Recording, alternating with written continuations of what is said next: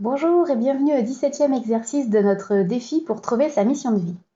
Aujourd'hui, nous allons parler du rôle de la souffrance dans nos vies, qui tiendrait son importance dans le fait de nous permettre d'élargir notre vision des choses. En effet, il est question d'abandonner notre rôle de victime afin de devenir maître de notre bonheur. Car nous sommes tous responsables du pouvoir que nous donnons à nos bourreaux, et il est temps de nous pardonner et de leur pardonner pour nous libérer de la souffrance et avancer vers la joie. J'ai beaucoup de mal avec ces notions de responsabilité et de pardon quand je pense aux victimes de violences physiques. Mais en fait, l'exercice résonne énormément en moi vis-à-vis de mon expérience personnelle, plus axée sur la souffrance morale. Dans le cahier d'exercice, il est mentionné 4 étapes de l'évolution des consciences. La première, je suis une victime, le monde est contre moi. La deuxième, je suis responsable de ma vie. La troisième, je suis au service de la vie. Et la quatrième, je suis pur amour. Je tiens à apporter ma pierre à l'édifice en précisant que la première étape n'est pas le point de départ, mais bien une étape à franchir. Quand j'ai dû côtoyer très régulièrement un pervers narcissique, ça va faire 15 ans, il m'a fallu 2 ans avant de franchir cette première étape. À l'époque, il n'y avait pas autant de communication qu'aujourd'hui sur ce thème, je ne savais pas que ça existait.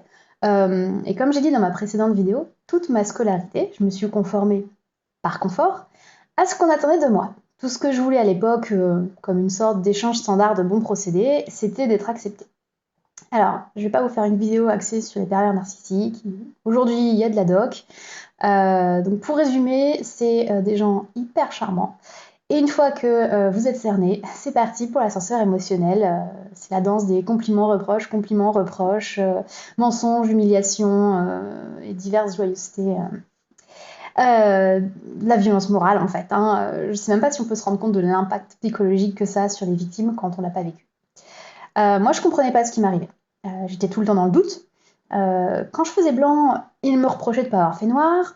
La fois suivante, je faisais noir. Bah, j'étais une grosse nulle parce que il aurait fallu faire blanc. Voyons, réfléchis, Marie Fayet. Et les jours où j'avais juste pas envie de lutter, quand j'ai commencé à être fatiguée et que j'arrivais à trouver un compromis dans le gris, et ben j'étais sur le champ accusée d'être infichue de prendre une vraie décision. Bon, chantage affectif, humiliation, mensonge, je les ai déjà cités. Je me suis beaucoup remise en cause. Persuadée qu'il y avait forcément une part de vérité dans les propos de cette personne. Après tout, ne dit-on pas qu'il n'y a pas de fumée sans feu. Et j'ai passé littéralement 2 ans à perdre la boule. Doucement mais sûrement.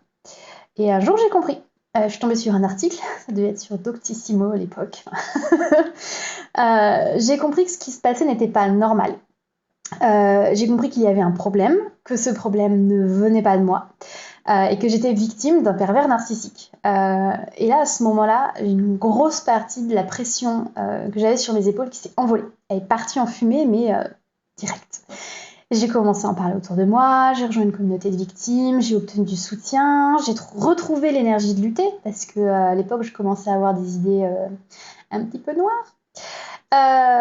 Et puis 1 an plus tard, les ponts se sont coupés entre cette personne et moi. Et moi, j'ai continué de communiquer sur les pervers narcissiques. J'ai apporté l'aide que je pouvais aux personnes qui avaient besoin de soutien moral car elles-mêmes victimes. Ça a duré 5-6 ans, avant qu'un jour, je sais plus si c'était en lisant un article ou en discutant avec un ami, j'ai eu un second déclic. Genre là, la grosse baffe, une deuxième fois. Combien de temps encore j'allais être victime de ce type dont j'étais physiquement libérée depuis des années? Combien de temps encore j'allais ressasser toutes les saloperies qu'il m'avait dites ou qu'il aurait pu me dire, parce que tant qu'à faire, même après avoir coupé les ponts, la petite voix dévalorisante dans ma tête, c'était la sienne.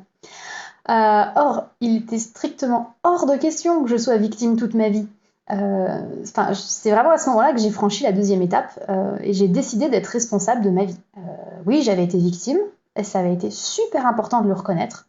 Mais est-ce que tout ça, ça serait produit si je n'avais pas eu ce besoin d'être acceptée par cette personne? Est-ce que ça se serait produit si je n'avais pas accordé autant d'importance à ses propos? Moi aujourd'hui, je pense que je me suis laissée empoisonner parce que j'ai donné du pouvoir à son venin. Et au moment où j'ai eu ce deuxième déclic, tout simplement, j'ai décidé de reprendre mon pouvoir. Je me suis engagée à ne plus laisser une seule once de pouvoir à une personne malveillante. Et voilà. Alors, je pense que je suis toujours à ce deuxième stade, parce que même si je ressens le besoin d'être au service, j'ai pas eu de troisième déclic, ou en tout cas rien d'aussi puissant que les deux premiers. Et puis, je ne sais pas si je pourrais continuer à évoluer sans avoir pardonné à cette personne qui m'a fait souffrir, hein, quand même. J'ai énormément de gratitude envers cette période de ma vie qui m'a permis de me dépasser. Alors certes pour les mauvaises raisons, mais le résultat c'est que j'en ressors grandi, j'ai appris à réfléchir avant de parler, j'ai enrichi mon vocabulaire, j'ai appris que quoi que je fasse, je suis critiquable, donc autant faire les choses à ma façon. Et je ne donne plus d'importance à la critique, enfin non constructive, je laisse plus la critique m'empoisonner. Donc dans le cadre oui, alors j'ai réussi dans le cadre d'exercices de développement personnel à me visualiser en train de lui dire merci, mais j'en suis pas au stade où je lui accorde mon pardon. Non, j'espère qu'un jour j'y arriverai, mais malheureusement j'en suis pas là. Du coup, une chose est sûre, c'est que j'ai encore du chemin à parcourir avant d'être pur amour. Côté tarot, encore une fois, c'était trop drôle. J'ai tiré une carte juste après avoir écrit mon paragraphe sur mon incapacité à accorder mon pardon. Et j'ai tiré la carte de l'ajournement.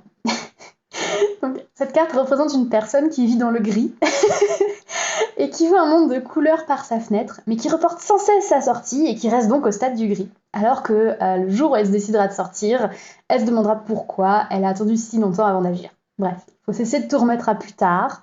Un jour, je lui pardonnerai. Le message est bien passé, merci.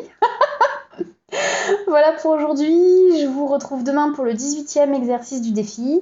D'ici là, prenez soin de vous. Bye.